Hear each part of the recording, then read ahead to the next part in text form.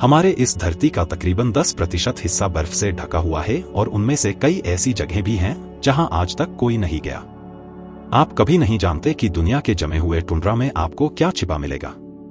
स्वागत है दोस्तों हमारे इस नए वीडियो में, जहां हम कई डरावनी, परेशान करने वाली या विचित्र चीजों को देखेंगे जो बर्फ में जमी हुई और संरक्षित पाई गई हैं।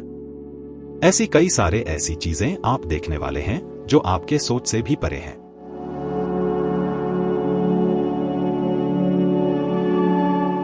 जीवन वास्तव में एक रास्ता ढूंढता हुआ प्रतीत होता है।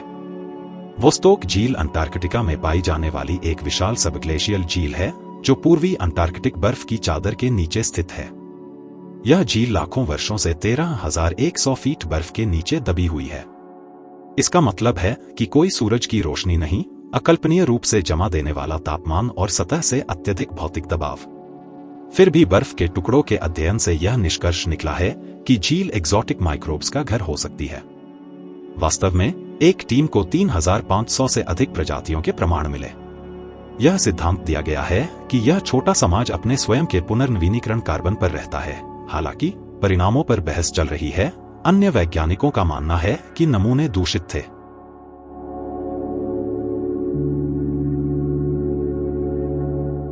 सत्ताईस दिसंबर 1984 को अंटार्कटिक सर्च फॉर मेटियोराइट्स की एक टीम को बर्फ में दबा हुआ मंगल ग्रह की चट्टान का एक छोटा सा टुकड़ा मिला।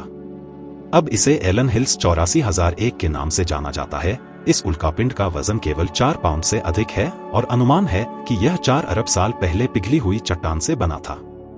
उक्त उल्कापिंड ने 1996 में राष्ट्रीय सुर्खियां बटोरी जब वैज्ञानिकों ने चट्टान के भीतर सूक्ष्म जीवाणुओं के जीवाश्म मिलने का दावा किया, जिससे यह पुष्टि हुई कि मंगल ग्रह पर कभी जीवन था। हालांकि यह दावा व्यापक वैज्ञानिक समुदाय के भीतर बेहद विवादास्पद था और अंततः पर्याप्त सबूतों की कमी के कारण इसे खारिज कर दिया गया था। जीवन हो या न हो, मंगल ग्रह की 4 अरब साल पुरानी चट्टान अभी भी अपने आप में बहुत डरावनी है।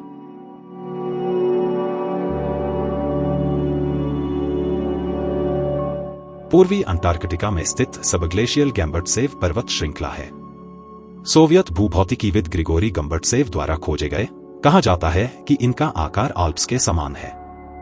वे लगभग 9,000 फीट ऊंचे हैं और लगभग 750 मील तक चलते हैं। एकमात्र बात यह है कि आप वास्तव में पहाड़ों को नहीं देख सकते, क्योंकि वे 2,000 फीट बर्फ के नीचे दबे हुए हैं। हम आपके बारे में नहीं जानते, लेकिन हमें 2,000 फीट बर्फ के नीचे दबी एक पूरी पर्वत श्रृंखला की अवधारणा अजीब तरह से परेशान करने वाली लगती है। पृथ्वी वास्तव में एक आकर्षक जगह है ना?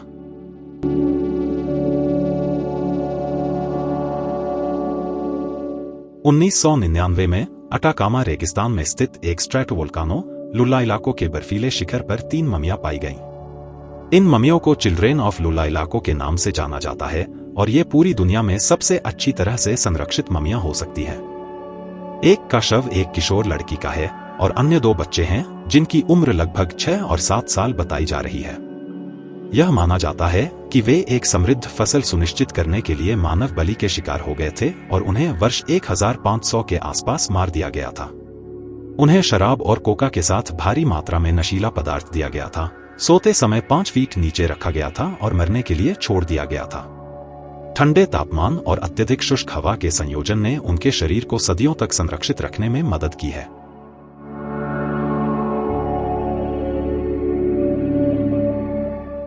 अब जरा कल्पना करें कि आप एक भयानक ऊनी मैमथ की ममीकृत लाश के सामने आ रहे हैं।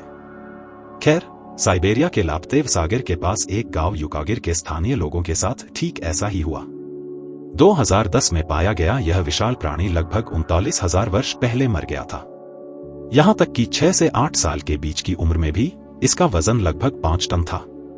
यह अब मॉस्को में प्रदर्शित है और कम से कम इतना तो कहा ही जा सकता है कि यह काफी डरावना है। आप इसका चेहरा स्पष्ट रूप से देख सकते हैं और हल्के भूरे बालों की रेशेदार लटें अभी भी इसके शरीर से चिपकी हुई हैं। इसे दुनिया में सबसे अच्छा संरक्षित मैमथ माना जाता है और हम निश्चित रूप से देख सकते हैं।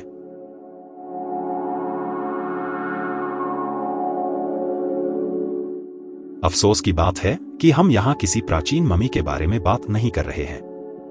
2017 में एक यात्री को न्यूजीलैंड के फॉक्स ग्लेशियर की दरार में एक शव मिला और उसने पुलिस से संपर्क किया। जबकि कुछ का मानना था कि लाश दशकों पुरानी थी, तथ्य यह है कि यह एक दरार में पाया गया था, जिससे ग्लेशियोलॉजिस्ट एंड्रयू मैकिंटोश ने मान लिया कि यह 5 साल से अधिक पुरानी नहीं थी। उनका अनुमान सही था। आगे के अध्ययन में पाया गया कि लाश एक ब्रिटिश महिला सिंथिया चार्लटन की थी, जिसकी नवंबर 2015 में एक हेलीकॉप्टर दुर्घटना में मृत्यु हो गई थी। वह दुर्घटना के 7 पीड़ितों में से एक थी, जिसमें उसका पति भी शामिल था।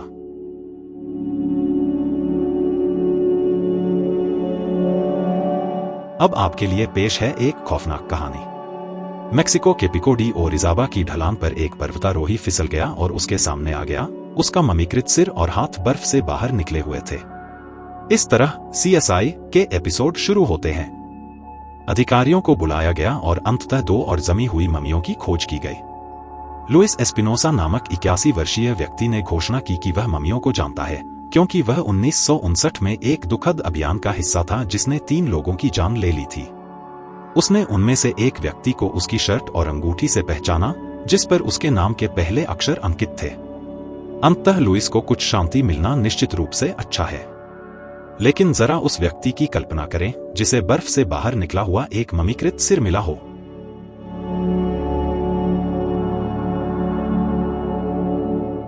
उन्नीसवीं सदी के अंत में स्वीडिश गुब्बारा वादक S.A. एंड्री गर्म हवा के गुब्बारे के माध्यम से उत्तरी ध्रुव तक पहुंचने के लिए निकले।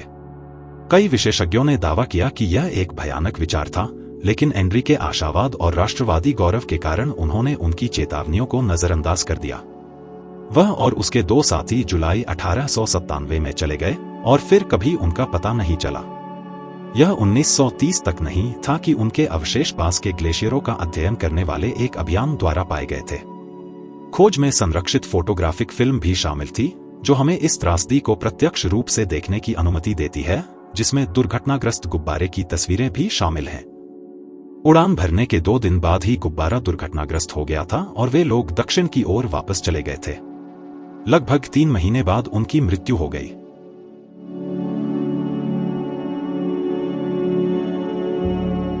– 2017 में पुरातत्वविदों को रूसी शहर सालेखार्ड के पास ज़ेलेनी यार दफन स्थल में दफन ममियां मिली। उन्हें 2 ममी मिली, एक वयस्क महिला और दूसरी एक बच्चा। अनुमान है कि ये ममियां 900 साल पुरानी हैं और इन्हें अज्ञात मध्यकालीन संस्कृति का हिस्सा माना जाता है।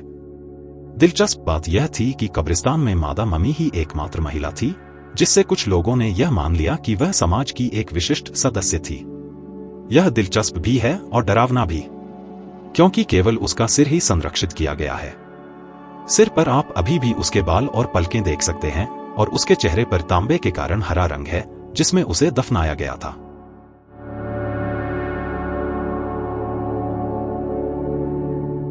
कई लोग डैन सिमंस के उपन्यास द टेरर और उसके टेलीविजन रूपांतरण के दुर्भाग्यपूर्ण फ्रैंकलिन अभियान से परिचित हैं।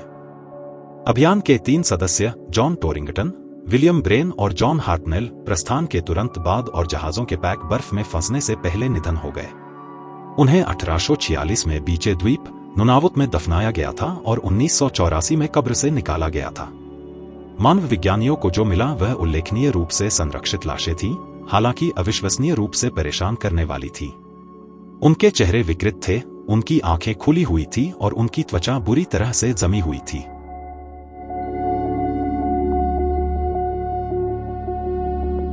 तो दोस्तों, आपको ये एपिसोड कैसा लगा कमेंट बॉक्स में हमें जरूर लिखिए।